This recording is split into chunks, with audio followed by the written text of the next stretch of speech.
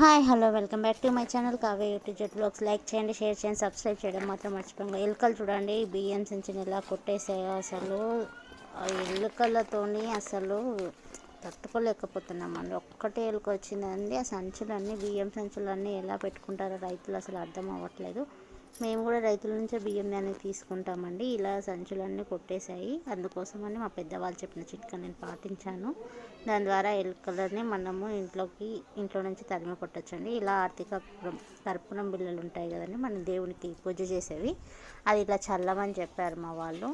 నేను కొన్ని విరగకపోతే అలాగే వేసాను. బియ్యాన్ని స్టోర్ ఎలా జాగ్రత్తగా చేసుకోవాలి, ఎలుకల నుండి కాపాడుకోవాలనేసి మీకు కూడా ఇది యూజ్ అవుతుందని షేర్ చేస్తున్నానండి.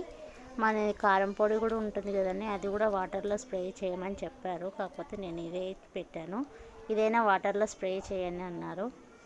చూద్దాము, ఒకసారి ట్రై చేద్దాము. ఎలుక ఒక్కటే తిరుగుతుంది అనేసి నేను భయంతో స్ప్రే చేయకుండాను ఇలా చినగట్లేదని అలా అన్నానండి. చూడండి, ఈ వీడియో మీకు కూడా నచ్చినట్టయితే లైక్, షేర్, సబ్స్క్రైబ్ చేయండి. ఎలుకలని తరిమి కొట్టొచ్చండి. మా ఇంట్లో నుంచి అయితే ఎలుకైతే వెళ్ళిపోయింది. స్మెల్కి అయితే నేను డోర్స్ ఓపెన్ చేసి పెట్టాను. అది సింకులో నుంచి వచ్చింది.